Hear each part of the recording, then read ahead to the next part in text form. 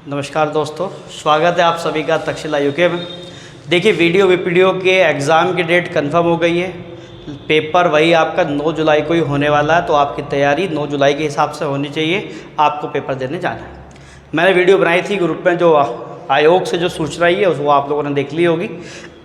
चलिए जीएस की क्लास हम लोग, जो बड़ी प्यारी सी रिवीजन क्लास हमारी चल रही है, उसे लेकर के आगे बढ़ते। आज की क्लास शुरू करते, इम्पोर्टेंट है। आज हम लोग जो देखने वाले हैं वो देखने वाले हैं जो धार्मिक सुधार आंदोलन है, सामाजिक व धार्मिक सुधार आंदोलन, उसके अंदर थोड़ा सा जिक्र करेंगे। हम लोग बात करेंगे पॉइंट ऑफ व्यू से, एग्ज़ाम के पॉइंट ऑफ व्यू से, कि हम अपने एग्ज़ाम में किन किन चीज़ों का ध्यान रखेंगे, कहाँ से ज़्यादा सवाल बनते हैं, उन सब चीज़ों को देखने की कोशिश करें। चलिए करते हैं शुरुआत। देखिए मोटे तौर पे आप 2 मिनट ज़रा थोड़ा समय देना, मैं थोड़ा सा आपको बता दूँ। देखिए हो क्या रहा था, एक समय में हमारे यहाँ पे ईसाई मशीनरीज बहुत तेज़ी से बढ़ रही थी। तो उन मशीनरीज को काउंटर करने के लिए साथ में और अन्य धर्म भी जो बहुत तेज़ी से बढ़ रहे थे और वो कोशिश कर रहे थे कि अपने साथ लोगों को जोड़ा जाए, तो उन्हें काउंटर करने के लिए ज़रूरी था कि जो समाज था उस समाज को दोबारा से रीस्ट्रक्चर किया जाए, उस समाज में हिंदू धर्म में कुछ परिवर्तन किए जाएं, उन परिवर्तनों के साथ कुछ व्यवस्थाएं लाई जाएं और उन सब व्यवस्थाओं को मिला करके जो कन्वर्जन था उस कन्वर्जन को रोका जाए। तो इन सब चीज़ों में जो महत्वपूर्ण भूमिका है, उस भूमिका में जो रोल निभाते हैं वो निभाते हैं हमारे धार्मिक सुधार आंदोलन। तो हम लोग उसका जिक्र करेंगे। देखिए होता क्या है कि जब भी कोई चीज़ बहुत पुरानी हो जाती है या किसी भी चीज़ में कोई कुरीतियाँ आ जाती हैं, तो उन्हें ख़त्म करने के लिए नए युग का परिवर्तन करना पड़ता है, नई चीज़ों का समावेश ज़रूरी होता है। तो वही समावेश कराया गया उन समाज के साथ, वही थोड़ा सा देखते हैं। देखो उस दिनों की अगर मैं बात करूं तो जैसे सती प्रथा एक बड़ी चुनौती थी, कर्म कांड ये बड़ी चुनौती थी, वैश्यावृत्ति ये बड़ी चुनौती थी, मूर्ति पूजा का भी खंडन बहुत सारे लोगों ने किया उस समय। मूर्ति पूजा, बहुदेववाद, बहुविवाह, इस तरीके की न जाने तमाम कितनी समस्याएं थी। इन सभी समस्याओं का निवारण जो देखा गया वो धार्मिक सुधार आंदोलनों के अंदर देखा गया। यहाँ से जो इम्पोर्टेंट सवाल बनेंगे उनका जिक्र मैं आपके साथ करूँगा। चलिए आइए शुरू करते हैं आज की क्लास, जो बहुत ही ज़्यादा महत्वपूर्ण रहने वाली है और जिसमें हम लोग सामाजिक आर्थिक आंदोलन, और सबसे पहले बात करेंगे हम लोग इसकी ब्रह्म समाज की। ब्रह्म समाज, और ब्रह्म समाज को हम क्या कहते हैं? प्रथम हिंदू धार्मिक सुधार आंदोलन कहते हैं। प्रथम हिंदू धार्मिक सुधार आंदोलन। देखिए धार्मिक सुधार आंदोलन में हिंदू धार्मिक सुधार हैं, मुस्लिम धार्मिक सुधार हैं, फारसी हैं, सिख हैं, ये सब धार्मिक सुधार आंदोलन आपको देखने को मिलेंगे। तो देखिए चलिए शुरुआत करते हैं ब्रह्म समाज की। सबसे पहली बात अपने पेपर के पॉइंट ऑफ व्यू से देखिए, जब डिटेल में पढ़ेंगे, मैं बैच अनाउंस करूँगा जल्दी, पुलिस का, आरओ का, सब कुछ लेकर के चलेंगे, तो वहाँ बिल्कुल डिटेल में चर्चा करेंगे। अभी बात करते हैं अपने पॉइंट टू पॉइंट अपने वीडियो के पेपर को लेकर के। देखिए ब्रह्म समाज की अगर आप बात करोगे तो सबसे पहले आपको इसकी स्थापना देखनी पड़ेगी। इसकी जो स्थापना करी गई मोटे तौर पर 1828 में राजा राम मोहन राय के द्वारा, राजा राम मोहन राय द्वारा कहाँ हुई? कलकत्ता के अंदर हुई। ठीक है, ध्यान रखना, कहाँ इसकी हुई स्थापना? कलकत्ता के अंदर हुई। राजा राम मोहन राय को ध्यान रखेंगे, राजा की उपाधि जो दी थी वो अकबर द्वितीय ने दी थी 1830 में। ठीक, ब्रह्म समाज से संबंधित जो भी चीज़ें हैं, बाद में इन्हें लंदन भेजा गया था 1833 में। ये अकबर द्वितीय ने भेजा था और वहीं पे इनका लंदन ब्रिस्टल करके एक जगह थी, या लंदन ही चलो, लंदन में इनकी मृत्यु हो गई थी, ये लिख लो, ब्रिस्टल भी छोड़ दीजिए आप लोग। लंदन में क्या हुई थी? इनकी मृत्यु हो गई थी राजा राम मोहन राय की। अब देखो यहाँ ब्रह्म समाज में जो इम्पोर्टेंट बनती है वो पहली बात आपने बता दिया कि ब्रह्म समाज की स्थापना कब हुई, किस व्यक्ति ने करी। दूसरी बात, इनका सती प्रथा के उन्मूलन में योगदान था।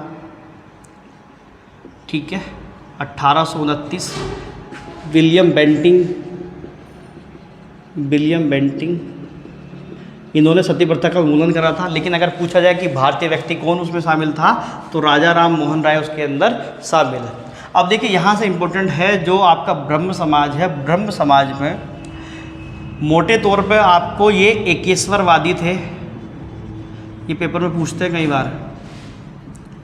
बड़ी चोट इनकी जो थी समाज के सबसे बुरी व्यवस्था जो सती प्रथा, देखिए सती प्रथा आप सभी जानते होंगे कि अगर कोई व्यक्ति गुजर जाता था या मर जाता था, उसकी मृत्यु हो जाती थी, तो उसकी पत्नी को भी उसके साथ चिता में जलना पड़ता था। ठीक, तो ये भी बड़ी समस्या थी। तो इस समस्या का समाधान करने के लिए ब्रह्म समाज सामने आया। तो एकेश्वरवादी है। तो पेपर में देखो ध्यान से सुनना, यहाँ से सीधा सवाल पूछा जाता है कि बताइए ब्रह्म समाज कैसा था। वो एकेश्वरवादी थे। वो यहाँ एक ईश्वर की बात करते थे। तो ये ध्यान रखना आपने। इसके अलावा देखो, अगर आप ब्रह्म समाज की बात करेंगे तो इसके विभाजन भी हुआ। इसका विभाजन याद रखना है आपने, या एक तरीके से मैं आपसे बताऊं, विभाजन से पहले आप एक चीज़ इसमें देखिए। क्या देखिए कि जब ये 1830 में गए लंदन, तो 1830 में जब ये लंदन चले गए तो भारत में जो व्यवस्था थी उसे देखने के लिए ब्रह्म समाज को कोई ना कोई तो होना चाहिए था। तो वो जो व्यक्ति हैं उनके नाम पेपर में पूछे जाते हैं। मैं आपको सीधा सीधा बताऊंगा। ये यहाँ विद्यावगीश करके जो थे, रामचंद्र विद्यावगीश, यानी कि जब वो लंदन गए तो लंदन जाने के बाद कौन देख रहा था इसे? रामचंद्र विद्यावगीश देख रहे थे। 1833 में आपके द्वारिकानाथ टैगोर देख रहे थे। 1843 में ये पेपर में आया था देवेंद्रनाथ टैगोर। ठीक है, ये लास्ट ईयर का कोई पेपर था उत्तराखंड के अंदर, उसी के अंदर ये पूछा गया था। ध्यान रखना, महत्वपूर्ण सवाल है। पूछा गया था कि ब्रह्म समाज के जो संस्थापक राजा मोहन राय के लंदन जाने के बाद किसने कमान संभाली, और ऑप्शन में देवेंद्रनाथ टैगोर था। ये दोनों ऑप्शन में भी नहीं थे। तो आपको साल के साथ याद रखना है। और अंततः 1856 में केशव चंद्र सेन इन्होंने इसकी कमान संभाली। अब बात को ध्यान से सुनना। देखो हुआ क्या कि केशव चंद्र सेन जब कमान संभालने आए तो वहाँ पर देवेंद्रनाथ टैगोर का जो एक स्थान था वो ब्रह्म समाज में बड़ा पूजनीय था। इन्हें उपाधियाँ वगैरह या बहुत तरीके से इन्हें माना जाता था। तो केशव चंद्र सेन ने सब कुछ खत्म कर दिया। तो इसी के चलते हुए इनकी कुछ विचारधारा में बदलाव के कारण, विचारधारा में कमी के कारण पहली बार विभाजन होता है ब्रह्म समाज का। ये कब होता है? 1866। देखो कहीं कहीं 1865 में मिल जाएगा, तो घबराने की जरूरत नहीं है। वो सेम ही बात है। 65-66 के आसपास विभाजन होता है और दो हिस्सों में टूटता है। एक तो जो मूल ब्रह्म समाज है वही रहता है, जिसकी जो वागडोर आती है वो देवेंद्रनाथ टैगोर के हाथ में आती है। ठीक है, देवेंद्रनाथ टैगोर के हाथ में आती है। दूसरा आपका जो बनता है वो दूसरा बनेगा आपका, यहीं पे ध्यान दे सकते हैं आप लोग, आदि ब्रह्म समाज। आदि ब्रह्म समाज। और इस आदि ब्रह्म समाज की कमान आती है किसके हाथ में? केशव चंद्र सेन के हाथ में। केशव चंद्र सेन के हाथ में। ठीक है, बाद में यही वाला समाज जो आदि ब्रह्म समाज था वो 1878 के आसपास फिर से टूटा और ये बना साधारण ब्रह्म समाज। साधारण ब्रह्म समाज। इसकी कमान संभाली थी आनंद मोहन बोस ने। आनंद मोहन बोस। तो दो तीन बातें मैंने आपको क्लियर कर दी। यहाँ पे ध्यान रखना बहुत इंपॉर्टेंट है। विभाजन पहली बार कब हुआ? 66 के आसपास होता है, ध्यान रखना। दूसरी बात, यहीं पे मूल ब्रह्म समाज और आदि ब्रह्म समाज दोनों के संस्थापक का ध्यान रखना, केशव चंद्र सेन। बाद में इसी का विभाजन 78 में हुआ जो साधारण ब्रह्म समाज बना। ये महत्वपूर्ण बात है, इसे लेकर के देखिए। इसके अलावा आपको इस पर कुछ भी ध्यान नहीं रखना। बाकी राजा राम मोहन राय से इम्पोर्टेंट दो तीन बातें हैं, वो बहुत महत्वपूर्ण है। राजा राम मोहन राय, ठीक, ये तो मैंने आपको बता दिया कि इन्हें राजा की उपाधि किसने दी। ये अकबर द्वितीय मुगलिया सल्तनत के एक राजा हैं, उन्होंने दी। इसके अलावा 33 में बने, ये वहाँ गए, लंदन गए, लंदन में इनकी मृत्यु होती है। देखो ध्यान रखना, ये सवाल ना पेपर में कई बार पूछा जाता है कि कौन समाज सुधारक था जिसकी मृत्यु भारत से बाहर हुई थी।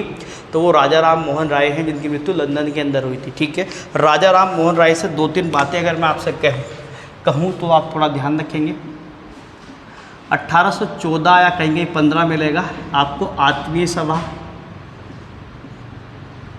की स्थापना इन्होंने करी।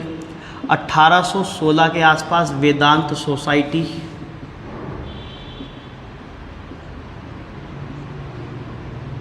ये इंपॉर्टेंट है। 1870 हिंदू कॉलेज की स्थापना करी थी।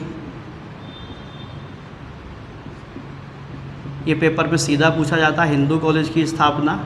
ठीक है, डेविड हेयर करके व्यक्ति हैं, उनके सहयोग से। ठीक है, डेविड हेयर के सहयोग से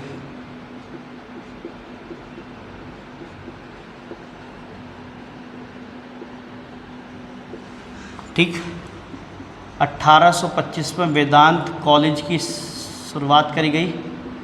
और देखो ये ध्यान रखना, वेदांत कॉलेज जो था ये पाश्चात्य संस्कृति पर आधारित था, पाश्चात्य संस्कृति पर आधारित, यानी कि मोटे तौर पे अगर मैं आपसे कहूँ तो देखिए ये जो थी इन्होंने 1804 से 1814 तक लगभग 10 साल ईस्ट इंडिया कंपनी के साथ क्या किया, काम किया था। तो एक तरीके से इंग्लिश को बहुत अच्छी तरीके से समझते थे।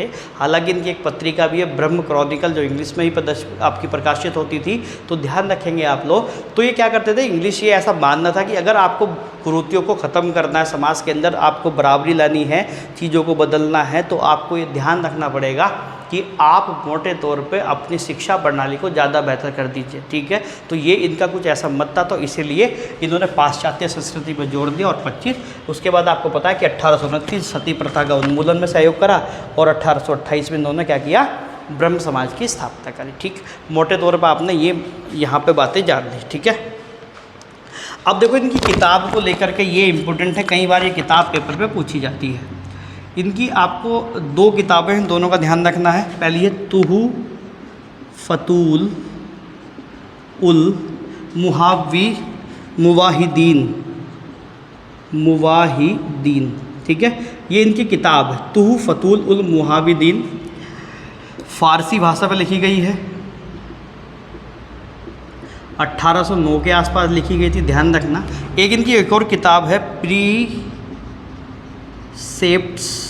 ऑफ जीसस, ये अंग्रेजी भाषा में 2 किताबों का ध्यान रखना है। इसके बाद 2 पत्रिकाओं का इनका ध्यान रखना है। 2 पत्रिकाएं बहुत महत्वपूर्ण हैं इनकी।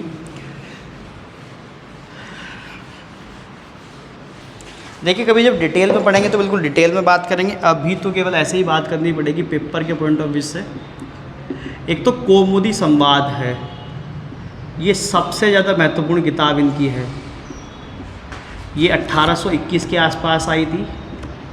ये बंगला भाषा में थी, बंगाली भाषा में इनकी। और इसकी खास बात थी, इसमें सती प्रथा का विरोध था। ठीक है, सती प्रथा का विरोध, तो आप लोग ये बिल्कुल ध्यान रखेंगे, महत्वपूर्ण है। इसके अलावा एक मैं बता ही रहा था आपको, ब्रह्म क्रॉनिकल, ये इनकी अंग्रेजी किताब है, ये आपको ध्यान रखना बहुत महत्वपूर्ण है जी। ठीक है, 2 चीज़ें आपको ये ध्यान रखनी है। इसके अलावा आपको यहीं पर बस ये 2-3 बातें इसमें है, बाकी तो इसमें ऐसा कुछ है नहीं। मैंने आपको बता दिया कि 30 में इन्हें ये ध्यान रखना कि राजा की उपाधि किसने दी थी, ये आपकी अकबर द्वितीय ने दी थी। अच्छा, इसमें देखो एक चीज़ रह गई है, चलो मैं उसे अभी कवर करा दूंगा। ठीक है, उसकी टेंशन मत लीजिए आप लोग। इसमें ना राजा मोहन राय को बहुत सारे नामों से पुकारा गया है, राजा राम मोहन राय को। आप इसमें 1-2 चीज़ें रखेंगे, जैसे भारतीय राष्ट्रवाद का जनक, नाम तो बहुत सारे हैं। भारतीय या ऐसा कहिए भारतीय पुनर्जागरण के जनक, पुनर्जागरण के जनक, भविष्य और अतीत के मध्य सेतु, या अतीत व भविष्य के मध्य सेतु, ऐसे कहिए, अतीत व भविष्य के मध्य सेतु, युगदूत, ये ध्यान रखना है, सुभाष चंद्र बोस ने कहा था इन्हें युगदूत।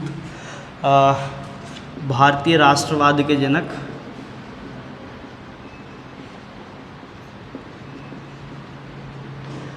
एक ये नाम ध्यान रख सकते हैं आप लोग। खासकर ये ज़रूरी है, भारतीय पुनर्जागरण के अग्रदूत भी कहते हैं। ठीक है, भारतीय पुनर्जागरण के अग्रदूत के नाम से भी जाने जाते हैं। और नव भारत का तारा, नव भारत का तारा। ठीक है, ये सब नाम इनके एक तरीके से देखने को मिलते हैं, तो आप इन्हें ज़रूर ध्यान रखना, इंपॉर्टेंट बनते हैं। ठीक है, मैं आगे बढ़ रहा हूँ।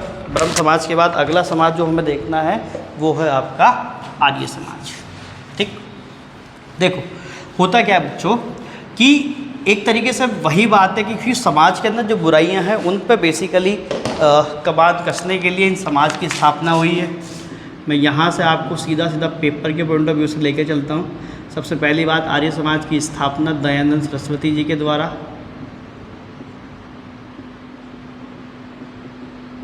1875 में हुई। कहाँ? बम्बई के अंदर। ठीक है, 1877 में इसका हेड ऑफिस बम्बई से ट्रांसफ़र कराया गया, कहाँ पे, लाहौर में। और वर्तमान में कहाँ पे है, वर्तमान में बच्चे नई दिल्ली के अंदर, ठीक है। आर्य समाज का बेसिकली मुद्दा क्या था कि ये वेदों को थोड़ा सा ध्यान ज़्यादा रखते हैं। दूसरी बात, वेदों के पुनर्स्थापित करने की व्यवस्था को लेकर के यहाँ पे काम करते हैं, ठीक है। इनका मानना है कि सब समस्याओं का समाधान, आज बहुत गर्मी है सच में यार, और यहाँ पे हम लोग ये वीडियो शूट कर रहे हैं, यहाँ एक तरीके से फ़ैन की भी बड़ी समस्या इस समय है, तो थोड़ा सा गर्मी है, ठीक है, बहुत गर्मी है। आपके यहाँ क्या स्थिति है बताना ज़रा कमेंट सेक्शन में आप लोग, ठीक। तो आर्य समाज में आपने कहा कि वेदों को लेकर के इनकी बड़ी समझ है। इनका मानना है कि अगर सब कुछ आपको चाहिए तो वेदों के ऊपर है, और आप वेदों के पास लौटिए, वेदों की तरफ जाइए, आपको सब समाधान देखने को मिल जाएंगे। इनका बेसिकली मूल सिद्धांत ये था। दूसरी बात अगर हम बात करें तो देखो, आर्य समाज जो बात करता है वो मूर्ति पूजा का खंडन करता है।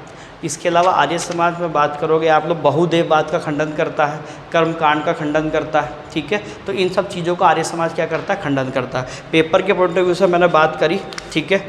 देखो यहाँ पे इसमें इम्पोर्टेंट बात जो आपको ध्यान रखनी वो ये है कि आर्य समाज का एक शुद्धि आंदोलन था, बस ये ध्यान रखना आपने। ये पेपर में सीधा पूछा जाता है बच्चे कि शुद्धि आंदोलन किसने चलाया था, वो आर्य समाज ने चलाया था। शुद्धि आंदोलन में क्या है कि यहाँ पे जिन लोगों ने, आप इस समय देखोगे तो ईसाई मशीनरियाँ बहुत तेज़ी से एक्टिव हैं, वो लगातार कन्वर्जन कर रहे हैं। तो जिन लोगों ने अपना धर्म बदल लिया था उन लोगों को वापस हिंदू धर्म में लाने के लिए ये एक आंदोलन चलाया गया था, जिसे क्या नाम देते हैं, शुद्धि आंदोलन नाम देते हैं। आपने ध्यान रखना है कि शुद्धि आंदोलन किसका चलाया गया था, ये आर्य समाज की देन थी, या इसी को आप लोग दयानंद सरस्वती की देन भी कह सकते हैं, ठीक है। अब देखो, ये तो रही आर्य समाज की मोटी मोटी बातें। अब इसमें दयानंद सरस्वती के बारे में ना कुछ 3, 4, 5 बातें हैं जो हमें ध्यान रखनी पड़ेंगी। पहली चीज़, इनके बचपन का नाम क्या था, मूल शंकर तिवारी, ठीक है। इनके बचपन का नाम क्या था, मूल शंकर तिवारी। और मूल शंकर तिवारी से बाद में क्या कहलाए, दयानंद सरस्वती। 1848 में इन्हें नाम दिया गया था, और ये नाम देने वाले जो थे उनका नाम था स्वामी पूर्णानंद, ठीक है। ये ध्यान रखना, इन्हें जो नाम दिया गया था ये स्वामी पूर्णानंद के नाम दिया गया था, जबकि इनके गुरु का नाम कुछ और है, स्वामी विरजानंद है। गुरु का नाम है स्वामी विरजानंद, ठीक है, स्वामी विरजानंद। तो दोनों बातों में अंतर समझना कि अगर मैं पूछूं कि मूल शंकर तिवारी को दयानंद सरस्वती नाम किसने दिया है तो आप बताओगे स्वामी पूर्णानंद ने दिया है। अगर कहा जाए कि ये इनके गुरु का क्या नाम है तो स्वामी विरजानंद इनके गुरु का नाम है। इनका एक नारा था, वेदों की ओर लौटो, ये सबसे महत्वपूर्ण होता है, वेदों की ओर लौटो, यानी कि बैक टू द वेदास, इनका एक नारा था। ये ध्यान रखना, सीधा पूछा जाता है कि ये कथन किसका, वेदों की ओर लौटो, तो दयानंद सरस्वती जी का है। दूसरी बात, इन्होंने अपने सारा संकलन जो किया है वो एक किताब में किया जिसका नाम है सत्यार्थ प्रकाश। सत्यार्थ प्रकाश यानी सत्य के अर्थ पे प्रकाश डालने वाली पुस्तक का नाम क्या है, सत्यार्थ प्रकाश। पहली बार ये छपी जो 1875 में हिंदी में छापी गई थी, अजमेर से प्रकाशित हुई थी पहली बार में, अजमेर से प्रकाशित। और इसका जो सारा चित्रण कार्य हुआ था वो उदयपुर में हुआ था, ठीक है। आप 3-4 बातें ध्यान रख सकते हैं। सत्यार्थ प्रकाश से 1875 में आई थी, जिस समय आर्य समाज की स्थापना हुई उसी समय हिंदी में छापी गई थी, अजमेर से प्रकाशित थी, और सारा लेखन कार्य जो हुआ था वो उदयपुर के अंदर हुआ था, रचना कार्य। दूसरी बात, इसी का रिवाइज्ड एडिशन यानी संशोधित संपादन जो हुआ था, संशोधित संपादन वो देखने को मिला था 1800, कहीं देखो 82 मिलता है, कहीं 83 मिलता है, तो ये ध्यान रखना 82-83 के आसपास देखने को मिलता है।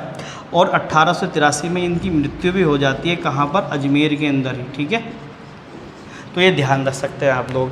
इसके अलावा अगर मुझे आपसे बात कहूँ तो एनी बेसेंट ने कहा था एक बार कि दयानंद सरस्वती ने ये कहा था कि भारत भारतवासियों के लिए है, भारत भारतवासियों के लिए है।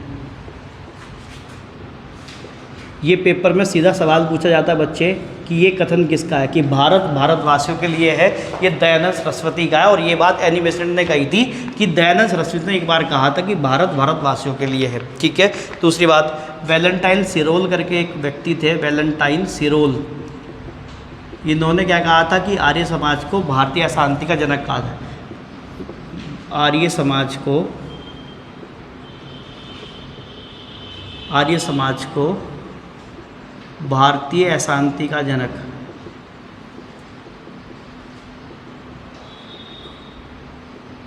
ठीक। और दयानंद सरस्वती को उत्तर भारत का मार्टिन लूथर किंग। उत्तर भारत का मार्टिन लूथर किंग। देखो बच्चे, ये आपको बहुत ज़्यादा लाभ करेगा, बिल्कुल भी मिस मत करना यार। आपके जो दोस्त हैं यार, अपने दोस्तों को शेयर भी कर दो, क्योंकि देखो पुलिस का बैच बहुत जल्द हम लोग चलाने वाले हैं, जल्दी ही चल जाएगा पुलिस का बैच। मैं जल्दी आप लोगों के सामने अनाउंस भी करूँगा कि पुलिस का बैच चलाने वाले हैं हम लोग। तो जल्द से ज़्यादा लोग हम तक जुड़ें, ज़्यादा से ज़्यादा लोगों तक हमारी रीच हो, हम एक अच्छी कम्युनिटी बिल्ड कर पाएँ। तो उसके लिए ज़रूरी है कि हम लोग ज़्यादा लोगों तक पहुँचें। तो देखिए, आप लोग शेयर ज़रूर करता वीडियो को, और ये वीडियो बिल्कुल भी जितनी भी चीज़ बता रहा हूँ ये आपको लाभ देंगी। जब हम बिल्कुल डिटेल में पढ़ेंगे ना, तो वहाँ डिटेल के अंदर आपको पता चलेगा कि यार चलो एक बार सुनी सुनाई सब चीज़ें हैं, देखी दिखाई चीज़ें, ठीक है। बस उसे मुझे एलेबोरेट करना पड़ेगा तो चीज़ें हो जाएंगी। ठीक, मोटे तौर पे बस इतनी बातें आपको ध्यान रखनी है यहाँ से। इसके अलावा इसमें लास्ट एक चीज़ डाल देंगे, एक पंडिता रमाबाई करके, नोट करके डाल देना, पंडिता रमाबाई। पंडिता रमाबाई जो थी ना, इन्होंने आर्य महिला समाज की स्थापना करी थी, आर्य महिला समाज की स्थापना। ठीक है, पंडिता रमाबाई ने। ठीक, तो ये आपके दो समाज मैंने आज ख़त्म कर दिए, एक ब्रह्म समाज और एक आर्य समाज। लास्ट में मैं आपको थोड़ा सा देखिए, ज्योग्राफी के अंदर महत्वपूर्ण चीज़ है, नदी तंत्र से सवाल आएंगे ही आएंगे, कम से कम एक और ज़्यादा से ज़्यादा दो। तो नदी तंत्र को थोड़ा सा देखना ज़रूरी है। ठीक है, चलिए थोड़ी सी कोशिश करते हैं नदी तंत्र को देखने की। और देखो, नदी तंत्र को जानने से पहले मोटे तौर पर आपको दो चीज़ें तो जाननी चाहिए। पहली चीज़ की एस्चुरी या ज्वार नद मुख क्या होता है, ज्वार नद मुख, ऐसी को बोलते हैं एस्चुरी, एस्चुरी। ठीक है, ये क्या होता है ध्यान से समझना बच्चे। देखिए, होता क्या है कि जब नदी पानी लेकर के चलती है साथ में, तो जहाँ वो महासागर में मिलती है, तो महासागर में मिलने से पहले एक ऐसा कोना होता है जहाँ जो तीन ओर से तो घिरा होता है, किससे, ज़मीन से। ज़मीन है, इधर भी लैंड है, इधर भी लैंड है, लेकिन एक ओर से वो खुला होता है। तो यही वो वाला क्षेत्र जहाँ जो खुला मुहाना होता है, और ये जो खुला मुहाना जो होता है वो नदी के पानी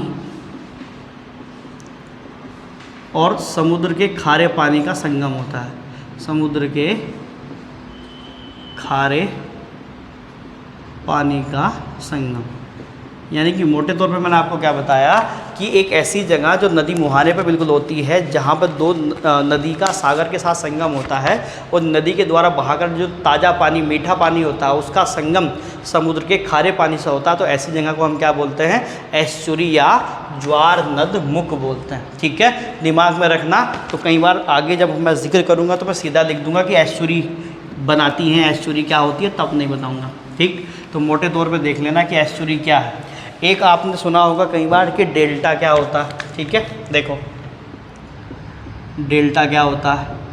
डेल्टा क्या होता है, मोटे तौर पर अगर मैं आपसे कहूँ कि नदी है, नदी बह रही है, वो लगातार फ्लो कर रही है। जब वो क्या करती है कि जब पहाड़ से ढलान से तेज़ी से नीचे की तरफ आती है या महासागर में संगम करती है, तो केवल जल नहीं बहता है, जल के साथ साथ बहता अवसाद, धूल, मिट्टी, कंकड़, पेड़ पौधे, जीव जंतु, है ना, बहुत सारी चीज़ें बहती हैं। तो जब वो नीचे उतरती है तो वो क्या करती है, वो अवसाद को छोड़ती जाती है। वो क्या करती है, अवसाद को छोड़ती है ना। और वही अवसाद क्या होता है, वो धीरे धीरे धीरे धीरे इकट्ठा होना शुरू हो जाता है। तो लेकिन जल तो जल है, जल तो नहीं रुकेगा, तो जल तो बहता जाएगा। तो जल को जहाँ से रास्ता मिलता है वो बहने लगता है। ठीक है, इस तरीके से जल को जहाँ जहाँ से रास्ता मिलेगा वो बहने लगेगा। तो बीच में एक तरीके से ये आकृति बनेंगी, त्रिकोण आकृति जो आपको दिख रही होंगी, ये त्रिकोण आकृति देखने को मिलती है। ठीक है, यही त्रिकोण आकृति क्या कहलाती है, यही आपका डेल्टा कहलाती है। ठीक है, अब मोटे तौर पे कह सकता हूँ कि नदी द्वारा बहाकर लाई गई मिट्टी से बनता है डेल्टा, और ये उपजाऊ होता है। ठीक है, ध्यान रखना कि प्राय तौर पे क्या होता है, उपजाऊ होता है। और डेल्टा की आकृति अगर पूछा जाए तो वो त्रिभुजाकार, ठीक है, त्रिभुज आकार की डेल्टा की आकृति होती है। तो मोटे तौर पर आप दो बातें समझे, एस्चुरी और डेल्टा क्या होता है। ठीक है, चलो डिटेल में तो बात करेंगे ही, खैर हम लोग बाद में। ठीक, अभी मोटा मोटा समझिए। देखो नदी तंत्र की बात करूं तो यहाँ एक होता है अपवाह। अपवाह किसे कहते हैं? देखो अपवाह या अपवाह तंत्र। देखिए होता क्या है कि मान लें कि आप एक नदी है, वो नदी बह रही है, तो नदी एक निश्चित जलमार्ग से बहेगी, तो उसी निश्चित जलमार्ग से बहना क्या कहलाता है? अपवाह कहलाता है। और उस नदी में ऐसा हुआ कि कुछ नदियाँ आके गिरेंगी, कुछ वहाँ से निकलेंगी, तो वो एक तरीके से जाल बनाती है। जैसे मैं कहूँ कि ये कोई नदी है जो निश्चित बह रही है, निश्चित जलमार्ग की तरफ बह रही है, इसमें कुछ नदी आकर के गिर जाती हैं छोटी छोटी, कुछ बाहर निकल जाती हैं, ठीक है। तो ये एक तरीके से तंत्र बनाती है और यही तंत्र क्या कहलाता है? अपवाह तंत्र कहलाता है। बात क्लियर है? यही क्या कहलाता है? अपवाह तंत्र कहलाता है। अगर हम भारत में बात करें तो अपवाह तंत्र दो तरीके से देखने को मिलता है। एक अपवाह तंत्र वो होता है जिसका उद्गम कहाँ से होता है? हिमालय से होता है, ठीक। यानी कि मोटे तौर पर मैं अगर आपसे भारत को छोटा सा आपको दिखाऊं, मैं आप समझने की कोशिश करेंगे कि ये भारत ही है, ठीक है। आप मोटे तौर पे समझने की कोशिश करेंगे कि ये क्या है? ये भारत है, ठीक है। देखो भारत में दो चीज़ें हैं, ये हिमालय वाला पार्ट है सारा, आप सभी जानते हैं, ऊपर की तरफ जो नदियाँ हिमालय से निकलती हैं, ठीक है, ऐसे आप समझ गए होंगे कि मैं क्या बात कर रहा हूँ, ठीक। और जो नदियाँ प्रायद्वीपीय भारत, ये प्रायद्वीपीय भारत है। तो दो तरीके से हम लोग क्या करते हैं भारत में नदी सिस्टम को ध्यान में रखते हैं। एक वो जो हिमालय से निकलती है, हिमालय में जैसे सिंधु नदी तंत्रा, गंगा नदी तंत्रा, और ये आपका ब्रह्मपुत्र नदी तंत्रा, ये हिमालय से निकलती हैं, ध्यान रखना, सिंधु, गंगा और ब्रह्मपुत्र, ठीक। उसके अलावा वो नदियाँ जो प्रायद्वीप से निकलती हैं, जो कहाँ गिरती हैं? कुछ अरब सागर में गिरती हैं, कुछ बंगाल की खाड़ी में गिरती हैं। तो इन दो तरीके से हम लोग डिफाइन करते हैं अपने यहाँ नदी तंत्र को। इसके अलावा जहाँ पे बात करें तो ये है कि देखो मोटे तौर पे ध्यान रखना कि अरब सागर के अंदर गिरने वाली नदियों की संख्या हमारे यहाँ ज़्यादा है। अरब सागर में ज़्यादा गिरती हैं, लगभग पानी 77% कहाँ जाता है? अकेले अरब सागर में, सॉरी गलत कह रहा हूँ, बंगाल की खाड़ी में, ठीक है, हाँ बंगाल की खाड़ी में 77% पानी कहाँ जाता है? बंगाल की खाड़ी में। और बाकी बचा 23% पानी कहाँ जाता है? वो अरब सागर के अंदर जाता है, ठीक है। ध्यान कर सकते हैं आप लोग, ठीक। ध्यान रखना कि जो हिमालय नदी तंत्र यानी कि गंगा, ये हमेशा साल भर भरा रहता है क्योंकि ये सब ग्लेशियर्स वगैरह से निकलती हैं, ठीक। तो यहाँ पे मैं सिंधु की बात कर रहा हूँ और सिंधु में आपको मोटे तौर पर आज बता के जा रहा हूँ सिंधु जल संधि के बारे में कि जो हुई थी सिंधु जल संधि, ठीक है। ध्यान से समझना, सिंधु जल संधि कभी कभी यहाँ से सवाल बनता है और हो सकता है देखने को मिले। सिंधु जल संधि पहली बात ये कब है? 1960 में हुई। देखो क्या हुआ था कि विश्व बैंक ने, देखो हमसे तो कुछ होता नहीं है, हमारे दो देश हैं, हम आपस में लड़ते रहते हैं, भारत पाकिस्तान, और तीसरे लोग हमारा समाधान करते हैं, ठीक है। लेकिन चीज़ें बदल रही हैं, आगे भी बदलेंगी, यहाँ पर हम आगे लेके जाएंगे देश को, सब समाधान अपने आप निपटाएंगे अब हम, ठीक है। दूसरी बात क्या है कि विश्व बैंक ने क्या बनाया था? एक सिंधु एडवाइजरी कमेटी बनाई थी, सिंधु बेसिन या सिंधु बेसिन सलाहकार बोर्ड बनाया था, एक एडवाइजरी कमेटी बनाई थी। इसने एक रिपोर्ट दी थी 1959 में, इसे सिंधु